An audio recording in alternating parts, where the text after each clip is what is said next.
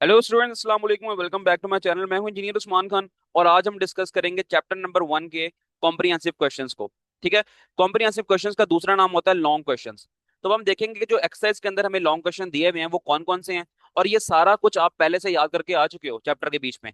Just हम question देखेंगे कि क्वेश्चन लिखे हुए किस तरह हैं, और फिर देख लेंगे कि बुक में ये कहाँ पर है। ठीक है, बुक से मार्क करेंगे। कोई क्वेश्चन का आंसर अगर इजाफी लिखवाना पड़ा तो मैं लिखवा भी दूंगा। ये सब कुछ आपने याद कर लिया है। अब हम बारी बारी ना 5 क्वेश्चन इनको डिस्कस कर लेते हैं। अब हम चलते हैं पहले क्वेश्चन की तरफ। What is meant by base and drive quantities. आप बेस क्वांटिटीज भी याद करके आ चुके हो, ड्राइव क्वांटिटीज भी शॉर्ट क्वेश्चन में डेफिनेशन याद करके आ चुके हो।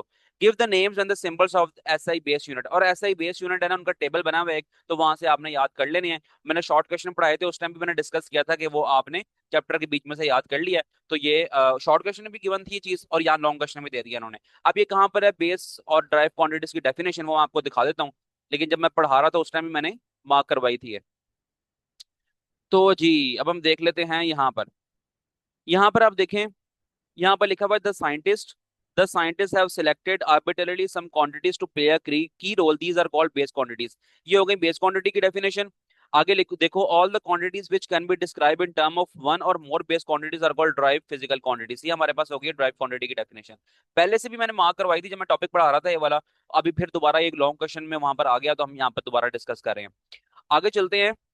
समझा नहीं रहा क्योंकि अगर आपने समझना है इसको तो आप लेक्चर ले लो, डिस्क्रिप्शन में प्लेलिस्ट का लिंक आपको मिल जाएगा वहां पर। तो वहां पर जाके आप लेक्चर ले सकते हो।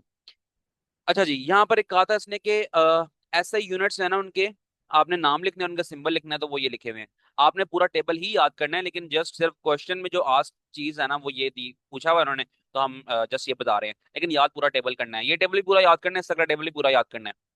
आपको शॉर्ट में लॉन्ग में किसी भी तरह आ सकता है, क्योंकि ये बहुत इंपॉर्टेंट है, base quantities and drive quantities.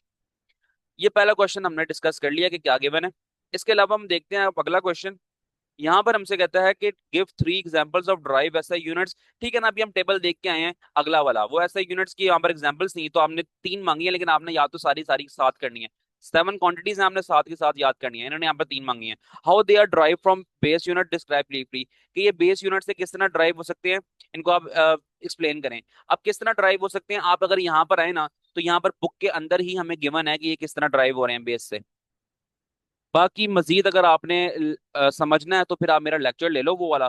तो वहां पर मैंने एक्सप्लेन किया हुआ है कि किस तरह बेस क्वांटिटी से ड्राइव क्वांटिटी ड्राइव हो रही है। तो यहाँ पर देखो ये लिखा हुआ है। यहाँ पर एरिया निकालना उसने सिखाया है, स्पीड निकालना उसने सिखाया है। ठीक है, यहाँ पर उसने इसमें बताया हुआ है, ये 2 एग्जांपल्स हमें दी हुई हैं, और आपने भी यही 2 एग्जांपल्स दे देनी है बुक वाली, कि किस तरह बेस क्वांटिटी से हम ड्राइव क्वांटिटीज को ड्राइव कर रहे हैं।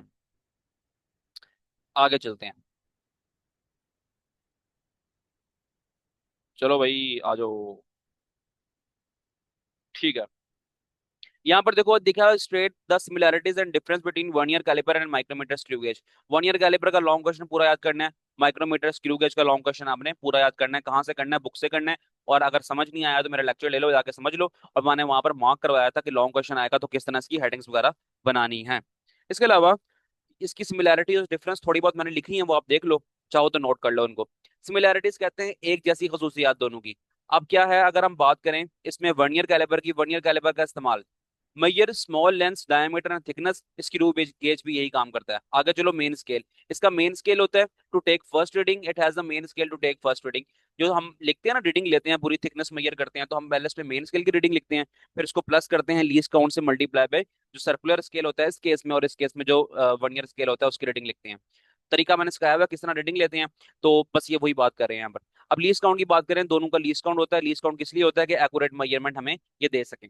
आगे देखो जीरो एरर, दोनों को हमने जीरो एरर चेक करना पड़ता है। और दोनों का जीरो एरर चेक करने का तरीका क्या है वो हम पहले डिस्कस करके आ चुके हैं लेक्चर के अंदर। तो दोनों में ये सिमिलैरिटीज हो गई। आगे चलो, अगर हम डिफरेंस की बात करें, तो डिफरेंस में एक्यूरेसी जो है ना, फीचर्स ये लिखे हुए हैं यहाँ पर, ही हेडिंग बनी हुई है, ठीक है ना, इस तरह देख लेना। एक्यूरेसी जो है इसकी, एक्यूरेसी वो ये है कि ना, इसका जो लीस्ट काउंट है वो 0.1 मिलीमीटर है, और इसका लीस्ट काउंट 0.01 मिलीमीटर है। तो ये डिफरेंस हो गया इन दोनों में। अब इसके साइज की बात करें तो वर्नियर कैलिपर थोड़ा सा ना बड़ा होता है as compare to screw gauge. अगर बेस्ट फोर बात करें कि इस्तेमाल कहाँ पर करते हैं हम, तो आप देख लें, good for the large objects like pipes and rod. ठीक है, हम पाइप्स एंड रॉड की इंटरनल डायमीटर, एक्सटर्नल डायमीटर या फिर डेप्थ मालूम कर लेते हैं वर्नियर कैलिपर से। और स्क्रू गेज से हम क्या करते हैं, good for very thin things like wire और थिन शीट्स। तो स्क्रू गेज में हम जितना पतली पतली तारे हो गई या पतली सी मेटल की प्लेट हो गई, सिर्फ इस तरह की चीजों को हम मेजर करते हैं, उनकी उनका डायमीटर निकालते हैं, या फिर आप कह लो उनकी लेंथ निकालते हैं। तो फिर ये कुछ हमारे पास का डिफरेंस है। तीन प्रॉपर्टीज आप याद करो डिफरेंस वाली, तीन फीचर्स आप डिफरेंस के याद करो और तीन ही आप याद करो सिमिलैरिटीज के। तो बस आपका ना ये शॉर्ट क्वेश्चन या लॉन्ग क्वेश्चन जिस तरह भी आए तो आप इसको कर सकते हो। 1.4 पे चलते हैं, कहते हैं identify and explain the reasons for human error, random error, systematic error. ये सारा कुछ पढ़ के आ चुके हैं यहाँ पर हम। अगर आप मेरा लेक्चर ले लो वहां पर आपको समझ भी आ जाएगा, और मैंने वहां पर हेडिंग्स भी बनवाई हैं कि आपने हेडिंग्स क्या बनानी है। ठीक है, ये हमारे पास तीन तरह के एरर्स हैं। ये देखो, ह्यूमन एरर आ गया, सिस्टमैटिक आ गया, रैंडम आ गया। सबको आपने एज इट इज लिखना है, और बस हेडिंग्स मैंने बनवा दी थी उस लेक्चर में, वहां पर जाके देख लो क्या हेडिंग्स थी और उसको याद कर लो। आगे चलते हैं जी इस पे। 1.5 पे differentiate between precision and accuracy of a measurement with examples. अब प्रिसीजन एंड एक्यूरेसी वाला टॉपिक मैंने पढ़ाया था, वहां पर मैंने आपको यही बताया था कि आपने जो कुछ यहाँ पर लिखा है सबको याद करना है, और जो लाइन आपकी ना प्रिसीजन की उसके अंदर आ रही है तो आपने प्रिसीजन के अंदर लिख देनी है, और जो आपके पास आ रही है एक्यूरेसी का पॉइंट तो आपने उसको एक्यूरेसी वाले पॉइंट में लिख देना है। और लिखना किस तरह है, ये मैंने आपको बताया था कि आपने बीच में लाइन लगानी है, यहाँ पर आपने प्रीसीजन की हेडिंग बनानी है और यहाँ पर आपने एक्यूरेसी की हेडिंग बनानी है। ठीक है, ये आपने पॉइंट बनाने हैं, इस तरह आपने ना बुलेट्स बना बना के पॉइंट्स बनाने हैं। और लिखना क्या कुछ है, ये सारा कुछ यहाँ पर गिवन है, इसको आपने याद करना है। याद करने के बाद आपको आइडिया हो ही जाएगा कि कौन सा पॉइंट प्रिसीजन की टेबल में आएगा और कौन सा पॉइंट जो है ना एक्यूरेसी के टेबल में आएगा। और एग्जाम्पल की जहां तक बात करें तो एग्जाम्पल ये वाली हमारे पास, ये जो बुल्स आएगा बता रहा ना ये टारगेट का, तो ये हमारे पास एग्जाम्पल हो जाएगी। इसके अलावा अगर आपने एक और एग्जाम्पल भी देनी है तो प्रिसीजन एंड एक्यूरेसी वाला मेरा लेक्चर लेके आ जाओ। वो बड़ा ही जबरदस्त किस्म का मैंने लेक्चर दिया है, आपको हर चीज समझाई है इसमें से, और वहां पर मैंने एक एग्जांपल दी थी, तो उस एग्जांपल को भी आप यहाँ पर इंक्लूड कर लो। तो दो तरह की आपके पास एग्जांपल्स हो जाएंगी, और लॉन्ग क्वेश्चन किस तरह अरेंज करना है वो मैंने आपको यहाँ पर बता दिया है। इस तरह हमारे डिस्क्रिप्टिव क्वेश्चंस या फिर कॉम्प्रिहेंसिव क्वेश्चंस आप कह लें इसको, ये हमारे यहाँ पर हो गए हैं कवर। तो सब कुछ डिस्कस हो गया कि हमने करना क्या कुछ है इसमें से। इसके अलावा इसके अलावा जो लॉन्ग क्वेश्चन है ना, जरूरी नहीं है कि यहाँ से आए। ठीक है, लॉन्ग क्वेश्चन यहाँ थोड़े से ना बड़े बड़े लिखे हैं, इस तरह के लॉन्ग क्वेश्चन नहीं आते होते। जस्ट मैंने आप लोगों को आइडिया हो जाए कि एक्सरसाइज में लॉन्ग किस तरह गिवन है, इसलिए मैंने वीडियो बनाई है ये, नहीं तो इस वीडियो बनाने की जरूरत नहीं थी हमें। लॉन्ग क्वेश्चन आपको सिंपल सिंपल आएंगे। क्या आएगा, differentiate between precision and accuracy, या फिर आपको आ जाएगा explain the working of vernier calliper, या फिर आपको आ जाएगा what is physical balance, explain its working. ठीक है, इस तरह लॉन्ग आएंगे जो चैप्टर के बीच में हम पढ़ के आ चुके हैं। तो आप याद रख लो, आपके पास तीन चार इंपॉर्टेंट लॉन्ग क्वेश्चन है। एक वन ईयर कैलिबर का लॉन्ग क्वेश्चन इंपॉर्टेंट है, एक फिजिकल बैलेंस का इंपॉर्टेंट है, एक एरर्स वाला इंपॉर्टेंट है, और एक प्रिसीजन एंड एक्यूरेसी वाला इंपॉर्टेंट है। तो ये चार तरह के लॉन्ग क्वेश्चन आपके इस चैप्टर में बहुत इंपॉर्टेंट है। और बुक के अंदर से याद करना, किसी भी गाइड, किसी भी नोट्स, किसी भी किस्म की बुक से याद करने की हरगिज जरूरत नहीं है। बुक में मैंने हर तरह के, मेरे अगर आप लेक्चर्स लो, मैंने हर तरह वहां पर हेडिंग्स बनवा दी हैं कि आपने किस तरह लॉन्ग क्वेश्चन को प्रिपेयर करना है, किस तरह अरेंज करना है पेपर में, तो उसी तरह करना बिल्कुल। ठीक है, अगर आप की बुक से याद करने बैठोगे तो आपको फिर की बुक की वर्डिंग अलग होती है, बुक की वर्डिंग थोड़ी सी अलग होती है, तो फिर आपको नंबर नहीं मिलेंगे। इस तरह याद रखना है बात।